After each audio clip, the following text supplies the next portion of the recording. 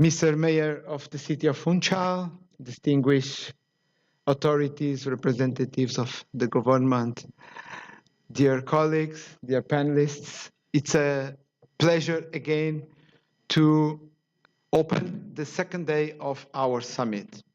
Yesterday, we had a set of activities and work that from the feedback I am receiving, it was quite relevant and quite important for the contribution to our society in the domain of digital, where the transition from this digital to the society is really key.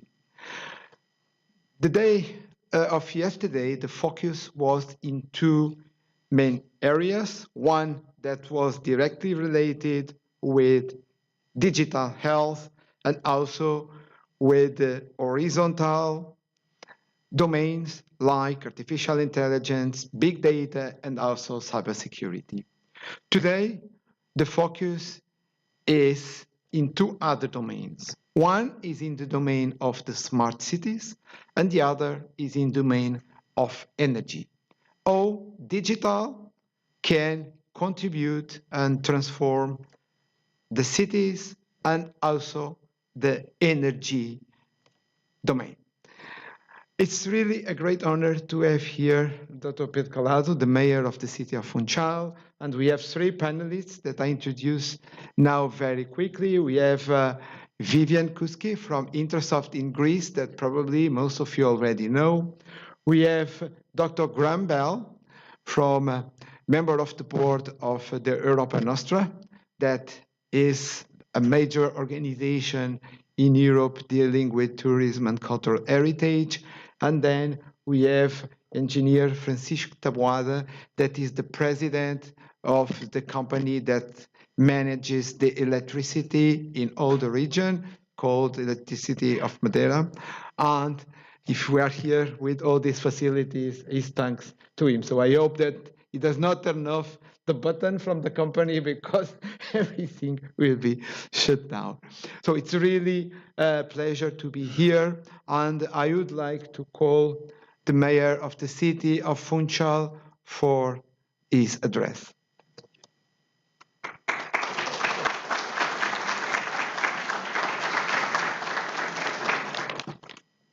Good morning, welcome, and thank you for coming.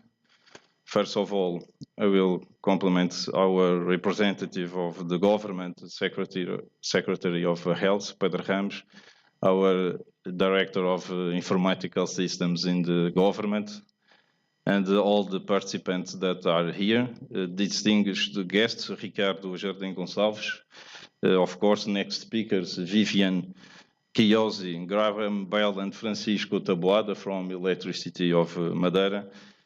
And to say only that it's a pleasure to be here with you, to say thank you to Ricardo and all of your team that you established the connection from Madeira to all the world with your projects. We are very thank you about your effort that you are doing to support and to help Madeira. On behalf of Funchal City, I would like to welcome all the participants in this event, Digital Transformation Summit. It is such an honor to host you in our city, in this magnificent hotel, Savoy Palace. Thank you for coming. At our days, it is particularly relevant to think about cities, how they should grow and how they should be developed for their citizens. Nowadays, we have a mix of young people connecting every day, every hour with technology. But at the same time, we have oldest persons that need the same attention and service. But they not use technology, and either they don't know how to use technology. Our cities needs to develop, needs to grow, but taking care of all kinds of persons, young and oldest persons. At about 40 years ago, Madeira Island, for all of you that doesn't know more about Madeira, we were one of the poorest regions in Portugal and Europe. Due to our governmental stability, as well as the developed vision of the success rulers, nowadays we have one of the highest gross domestic products in Europe.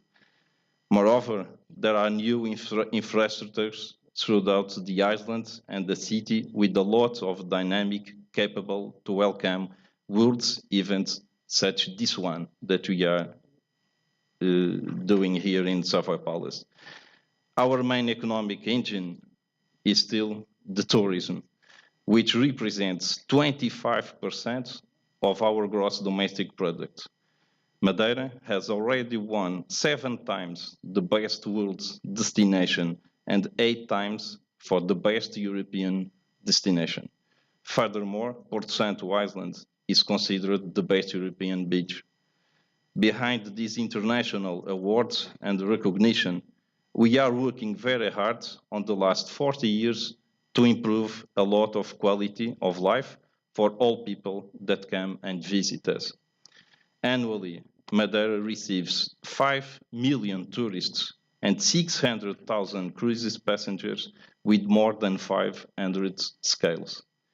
We are facing new technology and digital challenges. Thus, this new generation are moved and transformed by digital knowledge. The University of Madeira and public institutions, namely the regional government and the city hall, are focused on and prepared to develop the scientific, digital, and informative knowledge. We want to work from Madeira to the world.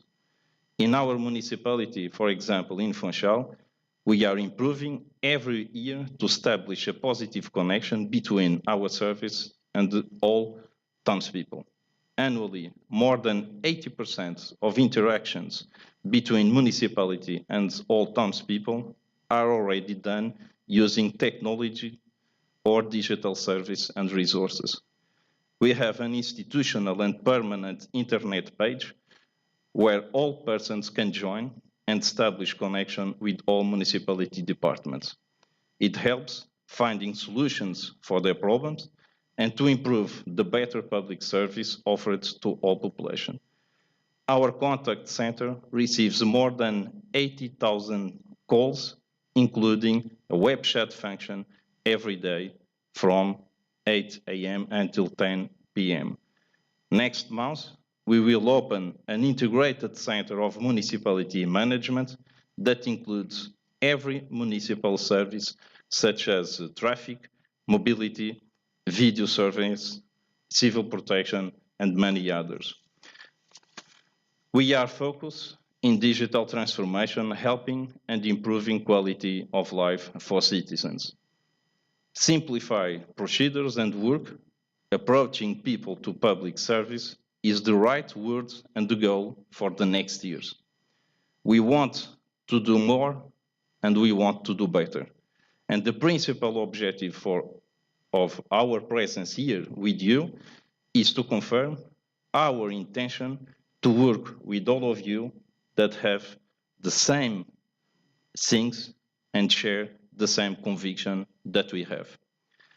Funchal is such a great place to live in, it's secure, with exquisite hotels and an extraordinary gastronomy. We have also a great public and private health system. We are friendly, as well as welcome visitors, and above all, we are very hardworking. I can assure you, we are ready for the 21st century, and together with all of you, with the several countries that are here representative, we wish to achieve a better society. Ricardo, thank you for your efforts that you are doing with Madeira and Funchal.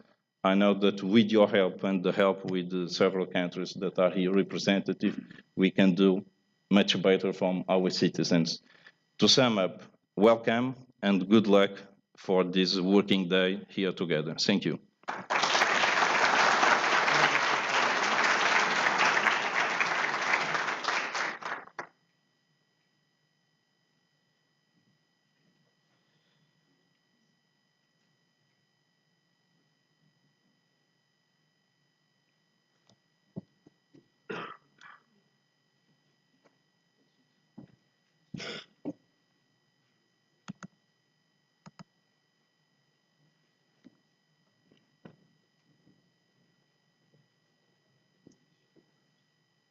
Vivian Chiosi, Senior Business Innovation Manager, Head of Transport Lab RID Department at Intrasoft International. For 24 years in research, Mrs. Chiosi has gained experience in the fields of transport, energy, big data, internet-based technologies, community portals, promotion, and dissemination strategies. She holds 2 masters in cognitive science and AI and telecommunications, awarded by the School of Computing and the Electronic and Electrical School of Engineering at the University of Birmingham. Currently, Mrs. Chiosi leads the Transport Lab of the Research and Innovation Development Department of the net company Intrasoft. She is also the task force leader of the Mobility and Logistics subgroup of BDVA, part of the Greek Cyprus CiviNet Scientific Committee, and also chair of Working Group 3 of the Digital Ocean Forum.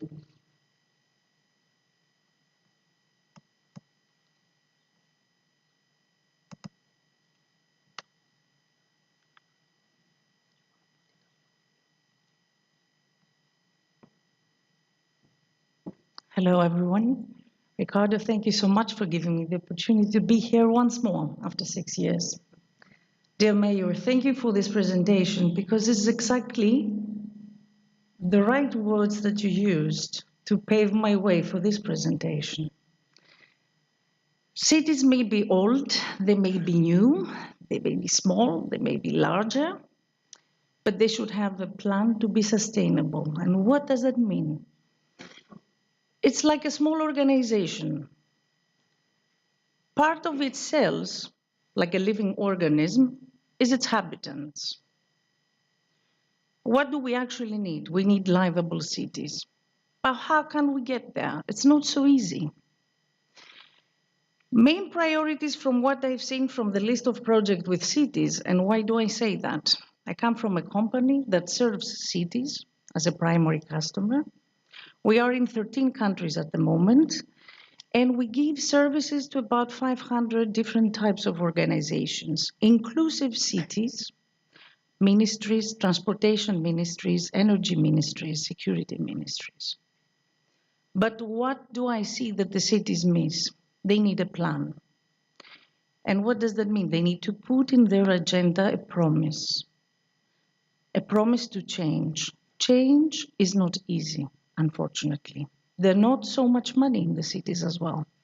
So they have to find optimal ways to follow the different types of funds that are shared from the European Commission, enroll projects that we have the chance to see these 3 days here in this summit to help them follow the innovation and the development.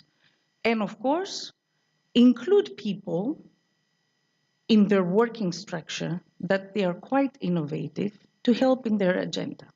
And I'm saying that because there are also some networks that cities can follow. What is the main obstacle that I have seen after 22 years with cities? It is collaboration, unfortunately. And collaboration in terms of sharing knowledge, collaboration between different political parties, between habitants, between simple people or complicated people with complicated, let's say, assignments for the cities, but also the stakeholders. So we are in Madeira. I come from Greece. We're so similar. We live from tourism. What does that mean? That we should have a very good plan of how to help people to get from A to B. We have to transfer goods easily from A to B with the less energy requirements, with an optimized plan, and as less money as possible. Because why? I understand as well that you have the same problem with the infrastructure. We also in Greece, we're not so, let's say, rich. We have to save most of the infrastructure. So I picked one of the 70 projects as an example, because why? It is a first, let's say, good example of sharing data, because this is the primary key. Sharing data, feeling that when I share my data, is not somebody else stealing my business intelligence, but I'm learning from the other one. And there is also a kind of monetization behind sharing. Because people are so close, you know, they don't want to collaborate. Oh, this guy will learn more, will be better, money. It's not the case. You need to learn to collaborate.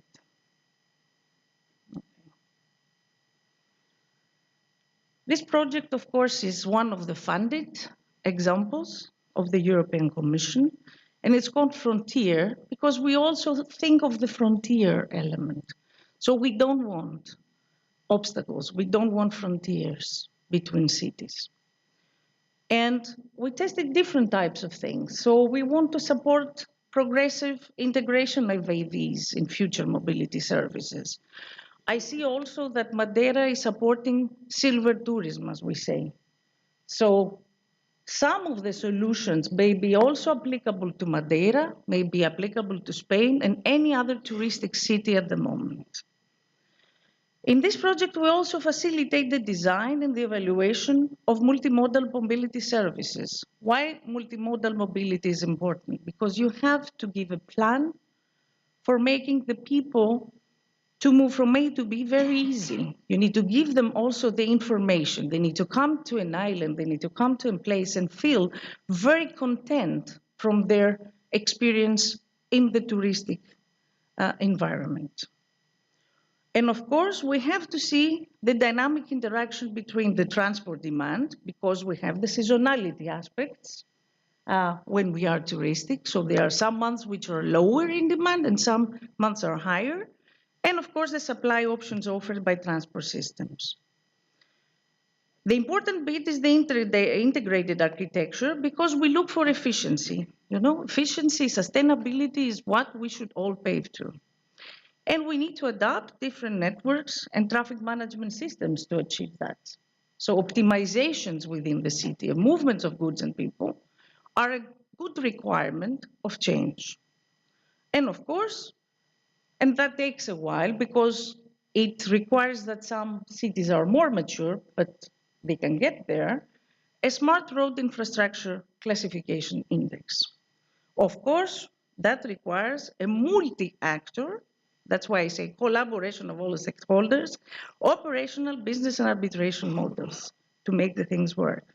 So the overall vision is to empower a seamless transition to an autonomous and integrated transport management for future mobility services. Why? We want livable cities. And now this is the complication. I said it in very simple words, what it means collaboration. So you can see, just to make a small optimization on the offering of how you transfer goods or people, how many actors are involved.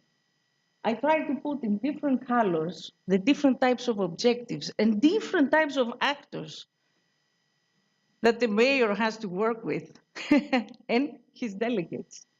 So to design a scalable architecture, it requires that you have a full knowledge of what is happening in the city structure and the infrastructure system. Number one, observation. You need to observe from the data in order to be able to understand the city vibes, different needs, different cities, different solutions, and to become with a comprehensive ecosystem. You always need to follow what is happening in the city and be able to give, let's say, a targeted solution per case. Orient. So we want to enable dynamic generation of supply chain scenarios. And here comes the transfer of goods within the city to reach also the manufacturing sector or to reach the sector to consumption. How goods transfer? The bread from the production to the hotel for your breakfast. Decide. So I gave nice wording because all these are a requirement for the digital transformation. So we want to support, let's say, in a way, proactive decision making. This is very important. And continuous performance improvement. So the city delegates have to see with KPIs what every change has given back to the city. And this is what we do in this project. And of course, we develop services and interfaces for proactive orchestration. And everything is, again, around multi-actor operational and business models. Outermost to demonstrate efficiency. So you see the level of complication, but if you break it down into mini projects, it can happen.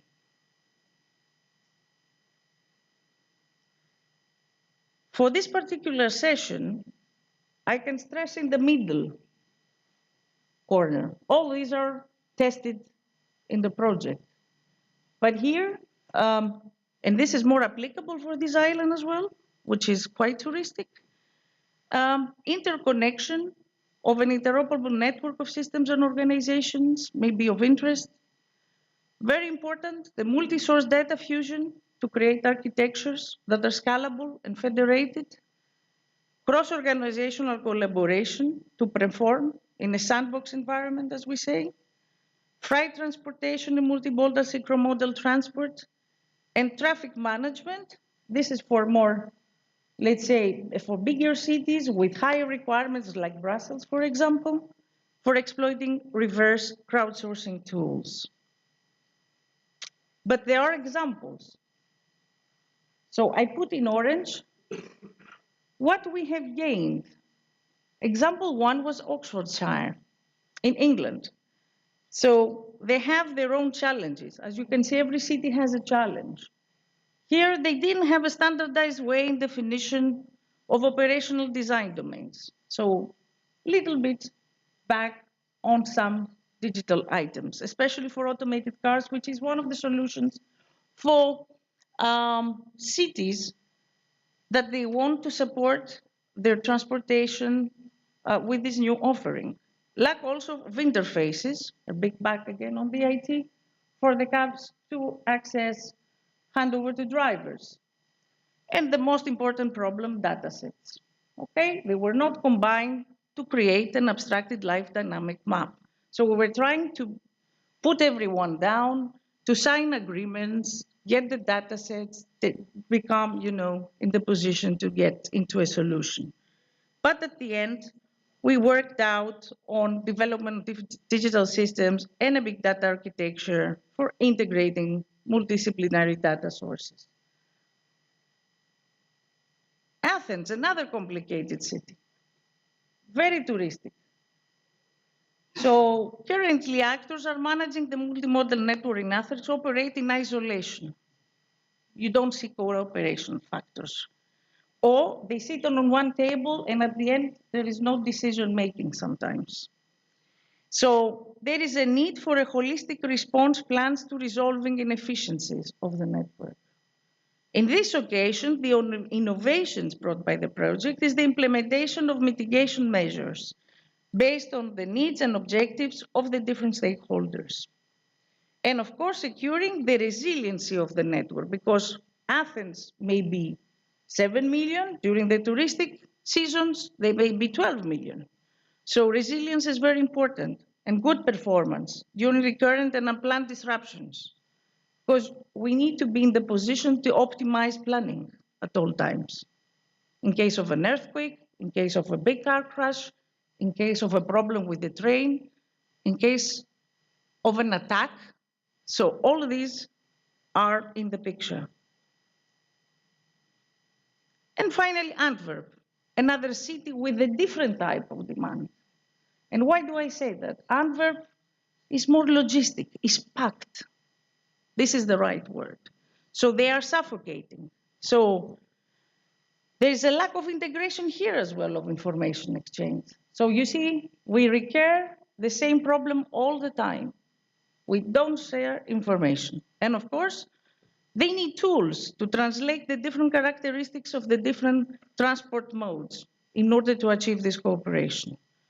With the tests they've done in the project, they achieve the innovations that they want, and they will be there, let's say in a couple of years. They will have a very good pilot example, as far as I believe, to utilize models and algorithms that will complement the supply chain and the cargo information with the whole network capacity and the traffic management information. So when we have congestion, we will be in a position to control and see possibilities of route redirection. So the load may not go through the city, but may be redirected through a different positioning.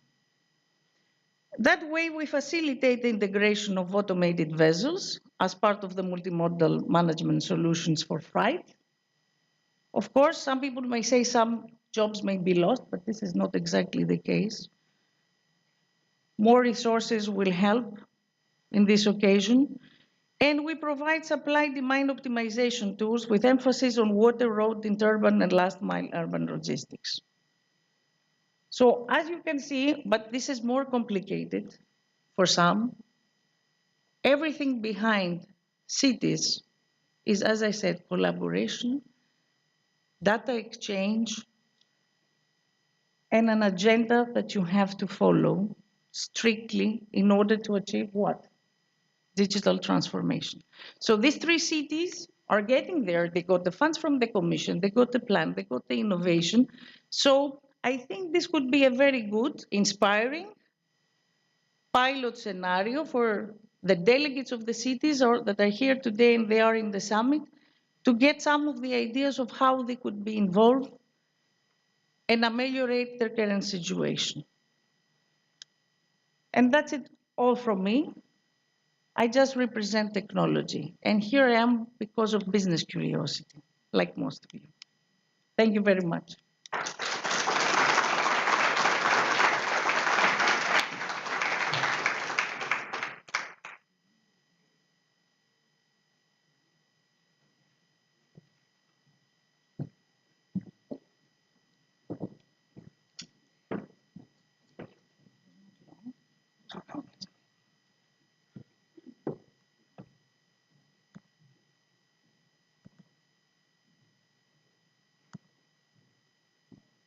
Graham Bell, member of the board of Europa Nostra. Graham has been active in European cultural heritage for most of his career, initially as an architect and subsequently as a project manager and NGO leader and mentor.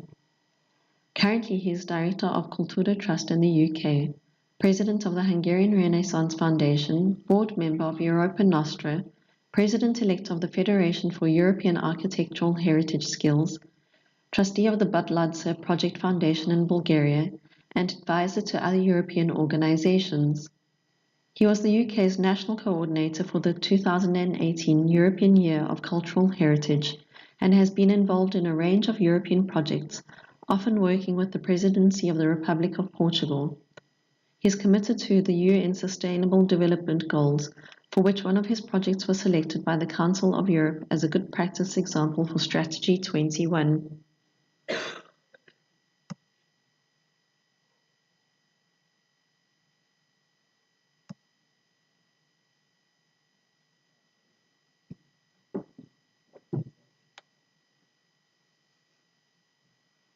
That's half my 20 minutes gone already.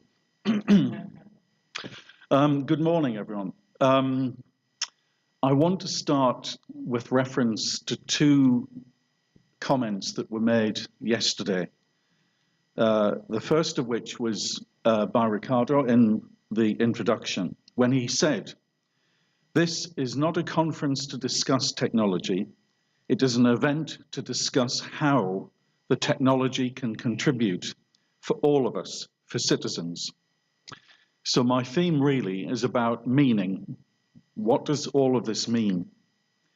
And then I want to pick up on a reference that Mayor Doneva made, which was about the Hitchhiker's Guide to the Galaxy.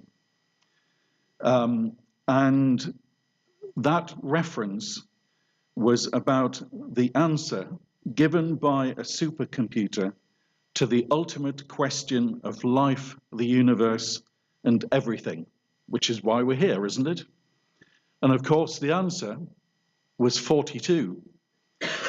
Now, some people think that 42 is an entirely arbitrary reference, but actually, the measurement of the expansion of the universe from the Big Bang is being measured.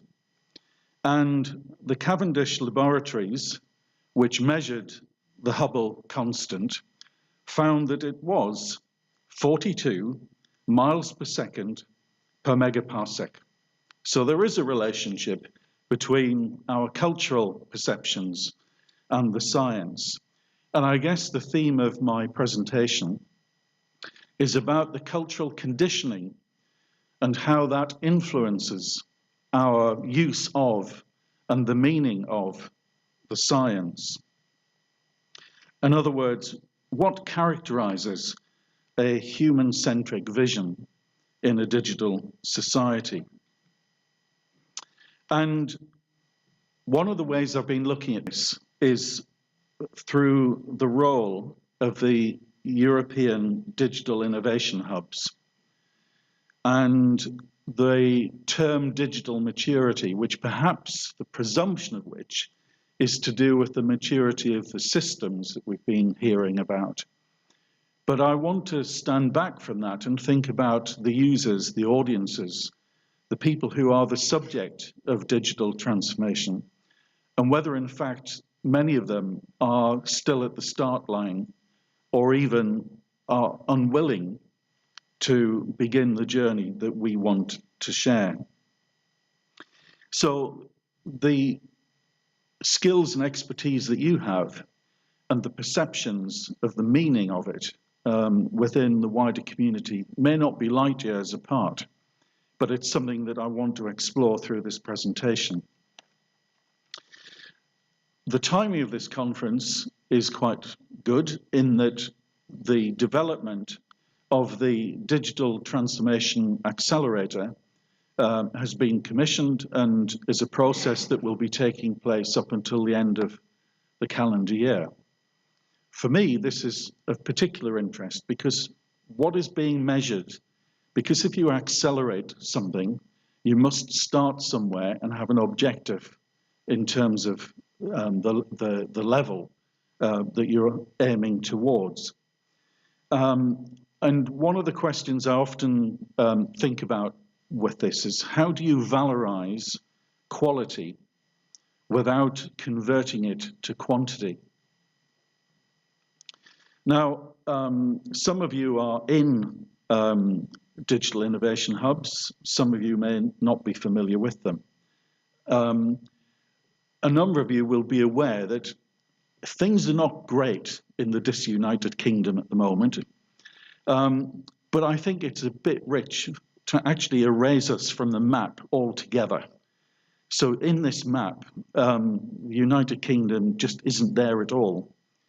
So digital has some remarkable skills, but hopefully not to remove us from the map. But what I am interested in is within Madeira as the Smart Islands Hub. And I don't know if anyone is here from the Smart Islands Hub, but the agendas for each of the digital innovation hubs includes, for example here, tourism and the management of tourism, the impact, how you measure impact, how you assess the quality of impact, which we've been hearing from the mayor. But I suppose one of my concerns as someone who is not part of the mainstream digital community is how are we making the connections between cultural identity and the digital transformation that this conference is about? Because there is this development taking place about the innovation hubs. But over the last 4 to 5 years, I've been involved looking at digital from perhaps the other end of the telescope, which is about the value of that digital can bring to cultural identity expressed through tourism or other means. So I'm thinking, have we got two parallel lines of inquiry here that we're not connecting? Is there something that we should be doing to bridge that gap? Are we missing something here in terms of the interpretation and application of digital? And in the descriptions about what the terms of reference for digital innovation hubs, what their mission is, there is a phrase about disruptive technology, which we heard a certain amount about yesterday. But I guess I pose the question for you, does digital development and transformation need to be disruptive? Or can disruptive technology somehow work within the traditions of how we learn, how we develop? Here's a couple of examples. Is this about the contrast or the continuity of technology? On the left, what you see is a steam-powered bicycle, which dates from 1894. Was this innovation? Was this a quirk? I can't remember seeing a lot of them around. But on the right, this month in October, this bike was created through a complete process of digital development and then 3D printing to create a bike that has broken the record for speed during a 1 hour period. So the cyclist was able to travel 56.792 kilometers in 1 hour. So this is about how digital is taking something that's familiar and in a sense traditional and moving it further down the line in terms of its capability. But is this about continuity or discontinuity? And this is a theme which I just want to take you through over a few slides about how we look at digital. What are our terms of reference? You're probably familiar with this painting by Magritte. What was his point? His point was that it's a painting, it's not a pipe. It is not the real thing. It is a version of the real thing. And in a sense, what we're looking at today is a version of a real thing. And therefore, that sense of meaning is a continuity across different media. But the technology, whether it's using oil paints or a digital image, is open to development. So how do we use what we're here over this conference to bring with us the community, the public? If I show you this slide, you might be looking at it thinking, well, what am I looking at? I can see that there's some color. But my point about digital is that there must be metrics as well as meaning. Otherwise, you've got no point of reference in which to determine what it is you're looking at, and therefore to evaluate what it is and do something about it. But if we start to introduce something into that field of view, then immediately you understand that the color, the screen, is sky. And immediately you've now got something which is both measurable and recognizable as a data set. And therefore you've got something to start with in terms of the valorization for digital transformation. If I take that a stage further, are we looking at a picture of a vase, or what is this that we're looking at? And one of the issues that I think we need to deal with is how memory and our cultural conditioning influences what you see and your immediate reaction to an image like this. And you might think that it's just a picture of a vase. Some of you, in your memory, will recognize what this vase is about, and then you will make the connection between Rubens' illusion, which was the purpose of his illustration, and the illustration of the vase itself. So the question I could say is digital an illusion? No. But does it add value by expanding the spectrum of meaning through database information so that we have the reality and the parallel reality, the virtual, in whatever form, working together? And the reason I'm showing this is that most of the brain is to do with the capacity to conceive or to calculate.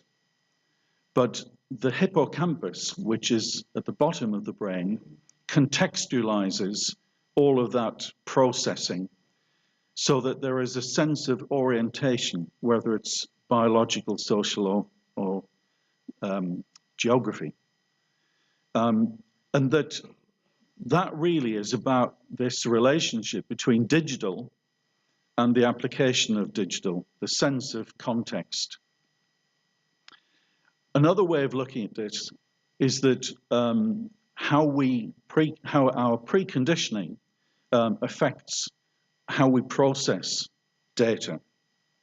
So here we have an example where nothing is moved, but if we read that story without the final few words, you would think that someone had been traveling around Central Europe.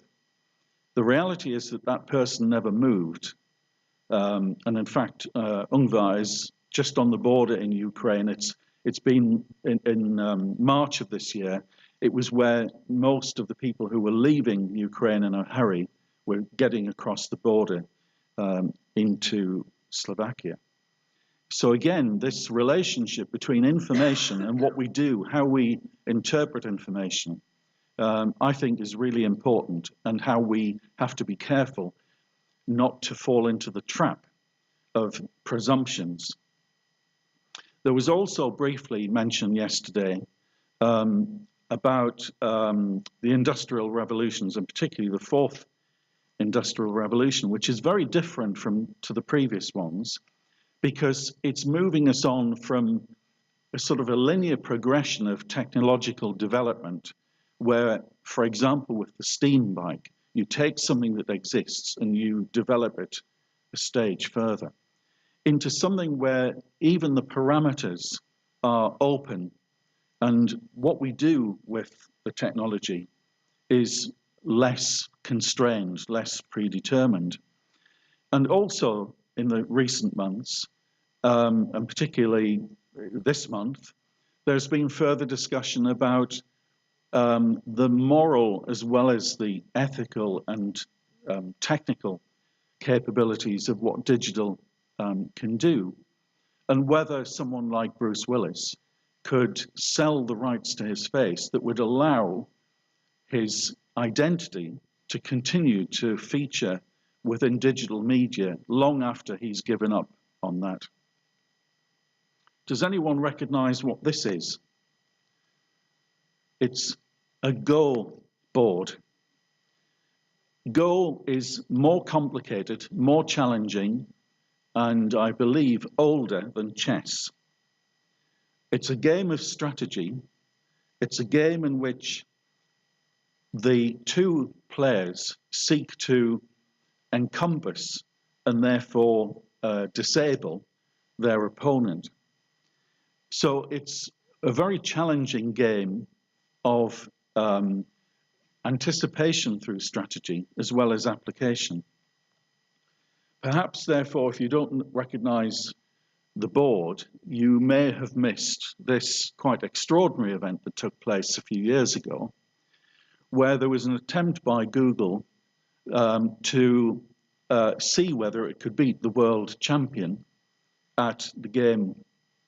And over a series of 3 or 4 games, through machine learning and the ability for the program to learn from those games against this particular competitor, so not just generally, but learning how this particular competitor played. By the end of the series, the computer was winning. Now, what does that do in terms of our understanding of not only the meaning of the technology, but where this might lead?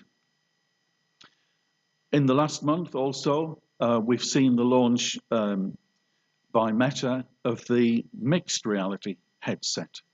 Is this also something which is blurring the boundaries, not just through the headset, but in terms of the business development of digital, between reality and therefore the meaning of reality, the real reality and the virtual. And coming from the sector that I'm in, one of the resistances within cultural heritage about digital is authenticity, and whether digital supplants authenticity or in some way reveals it. And this is a typical example of a cartoon where the fear of digital is that we will lose all of those characteristics that we have accumulated, our legacy of cultural identity, and it would be replaced by an alternative. Now, one of the themes again yesterday and in the presentation earlier is about the repositioning of our relationships. So I'm just going to briefly show you a suggestion about what I think is happening, which is here we have a diagram showing probably where most of you are, which is that you work as a professional in innovation.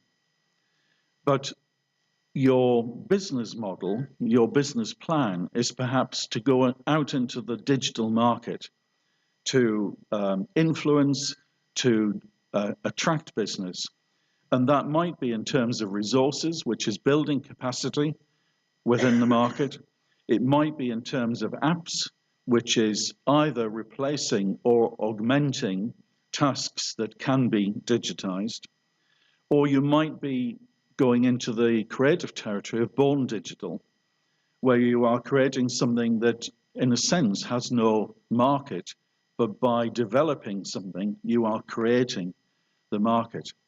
And I guess, therefore, the theme of digital transformation here is where do you stand within that context? Which is your market? And are you open to the more dynamic opportunity in which you're not just supplying the market, but in a sense, the market is co-curating the technology. And just a few examples from my experience. This is a historic watermill that we own in the UK. And this is a digital laser scan, which is probably about 15 years old now. And at the time that we wanted to try what was then a relatively new technology, the state regulator wasn't really happy about this because the consideration was that digital was not proper in terms of surveying. But this project is about a watermill and bringing back hydroelectric power. It's about using digital to reveal the history as well as the future potential. And that's expanding further for us as we try out haptic technology in the traditional skills where people could try using tools safely. And on a site that we have, which is a World Heritage site, we've got Roman archaeology below the surface. So the first role of digital is to record that. But what you can see on the ground is that there is nothing to see. You can see the outline of the Roman fort, but nothing more. So how do we engage using digital, not just to record, but to bring it to life? And we've got a similar issue in Bulgaria with the Buzluja monument, where digital is unlocking the potential of a very contentious site. It's probably the most controversial building in the country because it was constructed by the Bulgarian Socialist Party. But using building information modeling as the practical and then using digital for the storytelling is opening this up. And so just to conclude, if we look at tourism and the way in which digital can enhance this relationship, when the pandemic struck, when climate action is needed, how can digital contribute to that relationship? How can we overcome the issues where tourism is seen as being an imposition rather than a benefit? And through projects like Impact Tour, where we look at those relationships, how can we bring to life the meaning, so the digital tools can have real benefit. And one of the things that we find is that most data about tourism is about the tourists and not about the host community. It's about the quantitative and not the qualitative. And so what we're trying to do is bring holistically, like my diagram, all of these different influences together. But also what we're seeing in terms of tourism is that the technology is opening up other ways of engaging. So we see here through with locals, the ability that you might try out culinary visiting in real time before visiting, or in terms of the Ursula von der Leyen's comment about leave no one behind, how can digital bring to life the immersive experiences of culture? And so I want to leave you with this slide. What do you see? I've tried to explain that each of us sees things differently because each of us brings with us a cultural background that is different. So what you see here might be a landscape and a fence and a hole through the fence. Is that hole liberating? It's allowing you to do something that you couldn't otherwise do. Is it a breach of cybersecurity? So it's the opposite end of that spectrum. That's for you to decide. Thank you.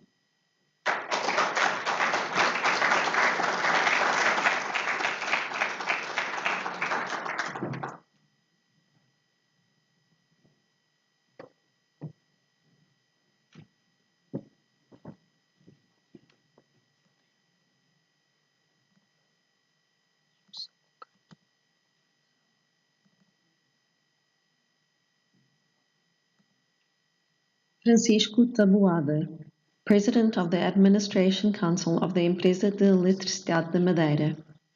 Francisco Taboada holds a degree in electrical engineering from Oporto University and has been teaching computer programming at Universidade Católica Portuguesa in business management degrees. He started his technical professional career at the Studies and Planning Department of the Madeira Electricity Board and after as advisor of the board. He has been president of the board of the Port Sant Island Developing Society, implementing several structuring projects on the island. He led the public utilities as president of the board of the Madeira Roads Utility Company, and later was the regional director of the Madeira Roads at the regional government. Francisco has a long career as an advisor in electrical and energy systems and is currently president of the Administration Council of the Empresa de Eletricidade de Madeira, the regional electricity utilities entity.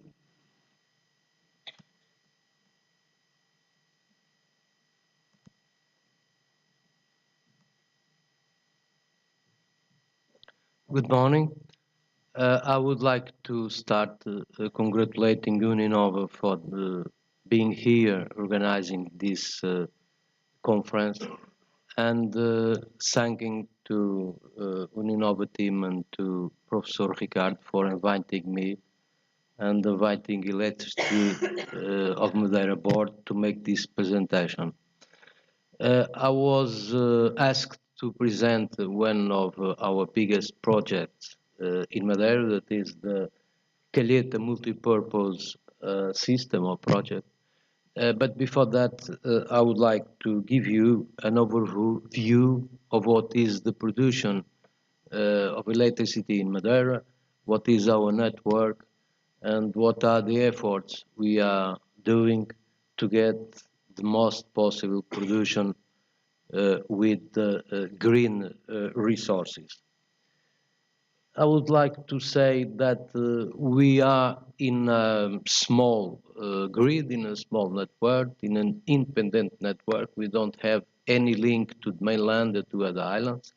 And that comes to us with the big problems, because in mainland, if something goes wrong with the hydropower plants, if there is no rain, they can import energy from Spain, and there is not a big problem. In Corsica or in Sardinia, for example, there is also cables linking to mainland Italy, and they also can supply if they have any problem with his own production sources.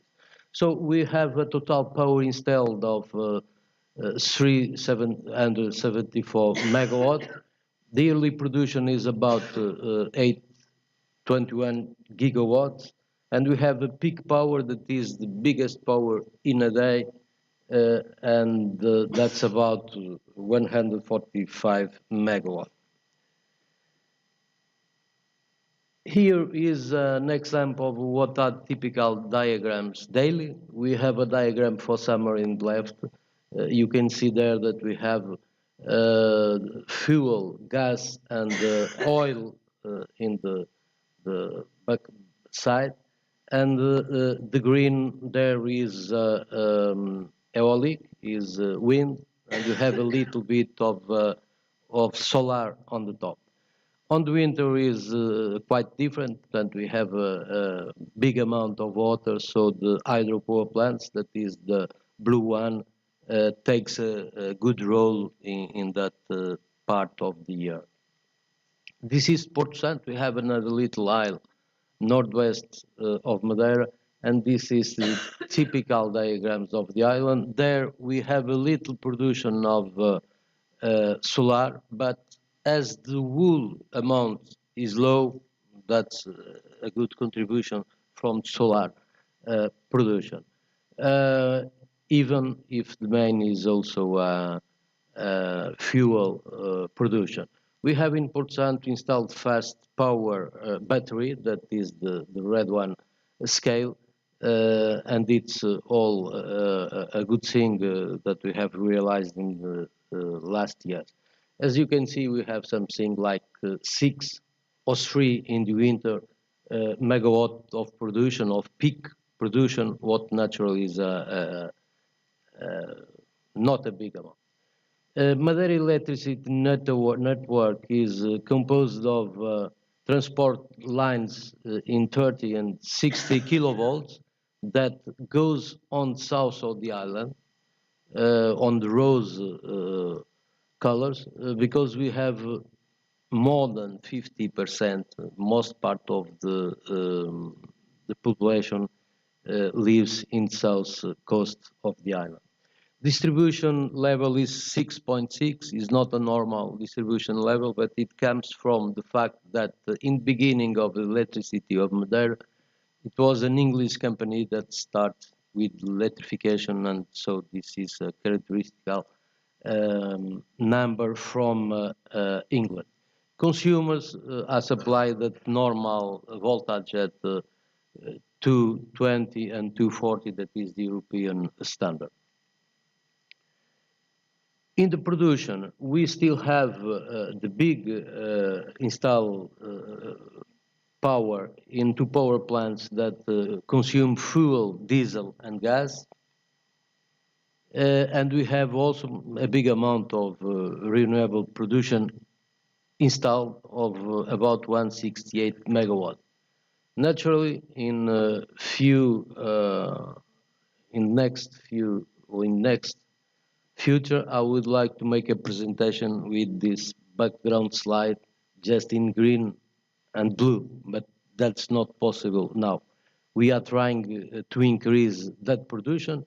We have at the moment 9 power plants, hydro production with 77 megawatt, 11 wind farms with 63 megawatt installed, photovoltaic production with 3 solar parks with an amount of 15 megawatt installed, biomass production with 1 power plant of 8 megawatts, where the waste of Funchal and all the other parts of the island is burned. And we have about 760 small units production in a total amount of 5 megawatts and self-consumption production of 8 megawatts. Electricity production in Madeira in 21 is related here with thermal fuel 45%, thermal gas 22%, waste, the The power plant you have seen 4%, wind 15%, solar 4%, and hydro 10%. So the total amount of thermal is 60%, and we have got in 21 an amount of 33% renewable. This is not bad if we compare with what it happens in the world. In all the world, we have an amount like this. If we suppose that nuclear is not a renewable source, even if no is changing that, but the most part of electricity in the world is still produced burning coal, gas, and a little part of petroleum. And we come to the part where I would like to show you what we are doing to increase that percentage of 33% I've shown to you. The regional government is totally committed to increase these values. We have just concluded an investment that you can see on your right of about 70 million euros. That is the power plant of Calheta that has several goals, not only the electricity production, but also the human feeding and the agricultural purposes, and also a reverse system that allows to pump again the water to the upper dam and working in a closed cycle. So we have more than that. For the next years, we have got from PIA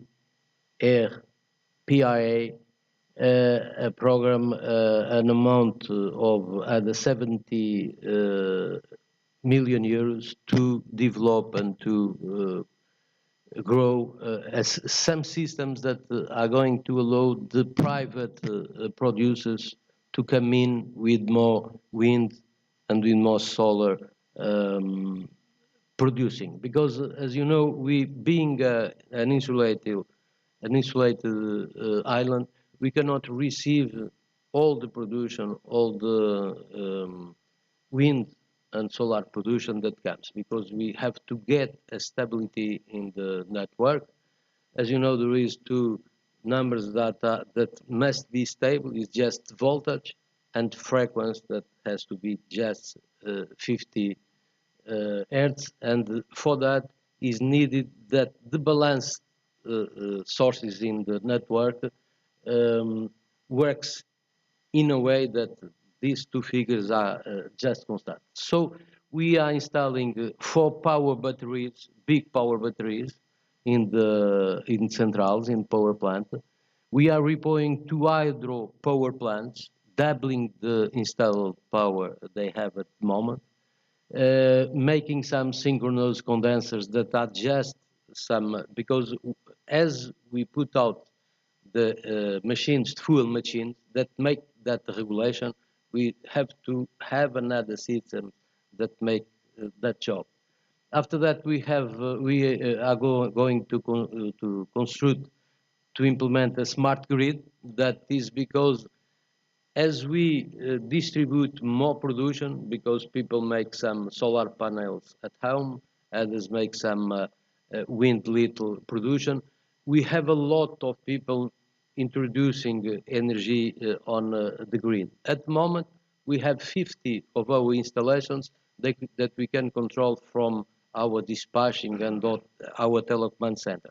If we have a lot, hundreds or tens or a lot of production, we have to have a smart grid to control and to know what is happening on our network. We have also installed the smart counters project that is complete in Port Santo Island. Port Santo Island is completely installed with smart counters. That means that we don't have to go to the home of the persons to change the power contract, and even people would be able to see on his smartphone what are consuming, what are the time of the day, the hours of the day they can buy in cheaper energy and putting his things working when the energy is cheaper. This is our goals. We have been with 16% in 2005. We have got last year 33% of green energy. We hope this year to reach 40% if the rain comes, because it's being a very dry year, this one. And we project, we hope with the implementation of these projects to get or to arrive to 50% in 2025 and to get in 2030, 55%. This is something that is not concerning the energy, but is also something Electricity Madeira board is in charge, that is telecommunication cables from Madeira to the mainland. We have the moment a very new cable that is the Ella Link, and we are working with the central government, Republic, mainland government, to rebuild the old cables that passes through a source archipelago, so that we have a very good system of telecommunications that can attract also investments to Madeira. In this area, we are also committed to build in Madeira a Tier 3 data center with this amount of investment. This is an investment we are working with the regional direction of informatics, with Andrea Goulart, that is our regional director. Madeira Electricity Board will build the infrastructures, say the building, say the air conditioning condition for temperature for the equipment, say the security for the supplying of energy, and the regional direction of informatics will take care of the inside of the technological inside of the building. So with these two projects, we also intend to offer to the people that want to come to work in Madeira an environment with technical security, with technical performance that turns working in Madeira as being working in other part of the world. I can say to you that we have had a lot of people coming to Madeira to work aside normal tourists, and that's something we are going to improve in the future. Now we come to the project I would like to show you, that is the Calheta proposed project. And based on my words, I will show you a video that is with some labels in Portuguese, but the flow of the images will give you an idea. You for sure will not need any levels. Just to give you an idea, we have a dam, we have a penstock from level of 1,300 meters high. We have there a big dam. For us, is a big dam with 1 million meters cubic meters capacity. Penstock till the 600 level. We have a hydropower plant there with Pelton turbines and with a capacity of 30 megawatts, an hydraulic balance chamber to retain the water, a return dam to support the water that is turbine, and after a pumping station to put the water again in the big dam. And we make this in a closed circuit. So let's see.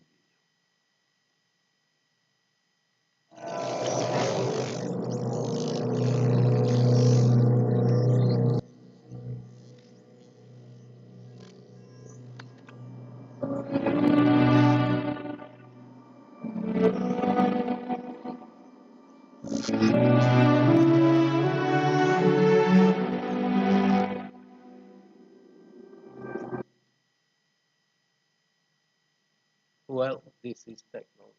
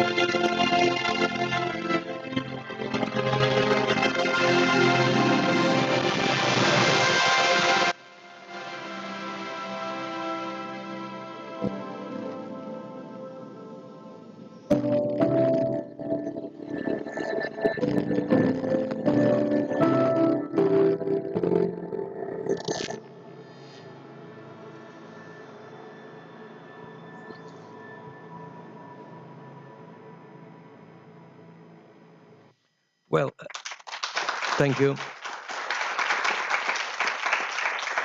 Thank you. As you have seen, we have also planted a lot of trees in the same area of the area of the dam, so to compensate the ecological things. Just two slides to give you an idea of this. We are speaking about every time the pollution caused by electricity supplying.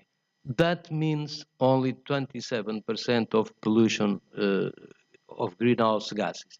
When I say only 27%, 27% is a big amount. But in any way, the most amount of pollution is caused by the production of things like steel, like iron, like plastic. We have eating 7%, transports, flighting, boats, trains, cars, buses, 16%, agriculture, 19%, and this is the composing of the greenhouse effect with CO2 or equivalent with the other gases. Naturally, we have to do things in electricity pollution, but we have also to make industries. We cannot be here running to a direction of green things, and in China and in Russia, they still go with coal, with industrial production in the same way.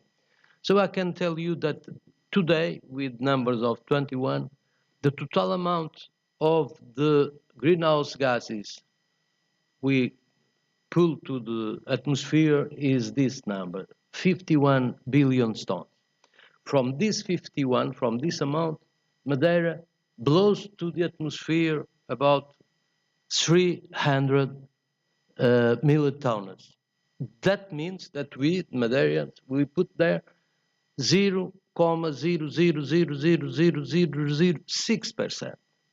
To put this in a more visual way, we can say that by each 1 million tons that the world blows to the atmosphere, we Madeireans, we blow 6 tons. So we are doing all these investments, we are doing all this work, suppose to put that number 6 down to 3, more 50%. But if the other part of the world doesn't do the same, if the other continents don't do the same that Europe is trying to do, and they don't put that million tons to 500,000, it will not a well worse work. So we are doing our role, but all the while the those countries must do his part too. Thank you very much.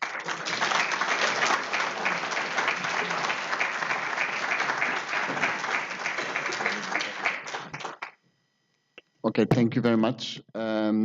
Just to say a couple of words before we go into breakfast. First of all, to thank Dr. Pedro Calado, the president of the city, which is a very great effort from him to be here, and a lot of things to take care.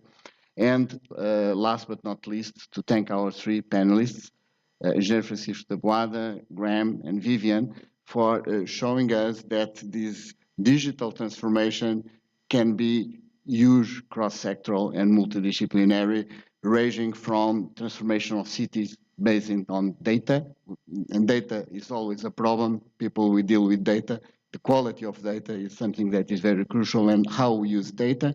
Going from cultural heritage, either tangible or intangible, so how can we use that digital to make us aware of the good things that we have on cultural heritage, and last but not least, the energy efficiency, the control, all the digital efforts that we need to control the electrical grid, particularly on an island. So people who are not electrical engineers, I am electrical engineer, so I know what I'm talking about, to control the grid, the electrical grid on an island which is closed is, let me use the word, it's a very, very complicated thing. I have some words in my mind, but I will not say it in front of an audience. So it's a very complicated issue to control, and digital is fundamental to achieve that.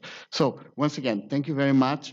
There is a coffee break now. I would suggest 10 minutes coffee break. Yeah, we can do, but I have still a message that the president of the mayor of the city asked me, because he had to leave for another appointment in his agenda.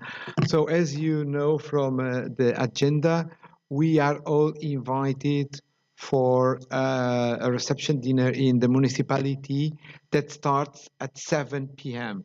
So he asked to everybody be on time at 7 due to the agenda to avoid delays. So please, those that are willing to go to visit the municipality, is a very interesting historical building, and then we will have a cocktail there, and that will be our dinner for tonight with his presence and with the staff of the municipality. So 9 p.m.